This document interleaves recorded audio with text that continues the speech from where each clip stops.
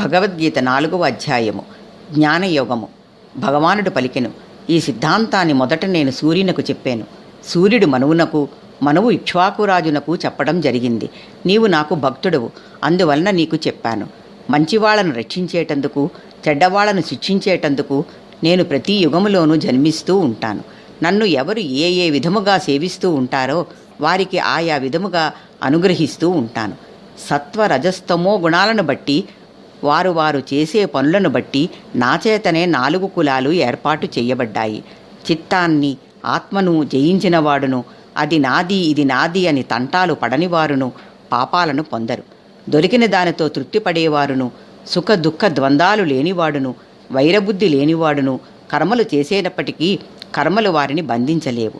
కొందరు ద్రవ్యదానమనే యజ్ఞాన్ని, కొందరు తపస్సును, కొందరు యోగాన్ని, కొందరు జ్ఞానం అనే యజ్ఞాన్ని చేస్తున్నారు. యజ్ఞం కంటే జ్ఞానయజ్ఞం గొప్పది.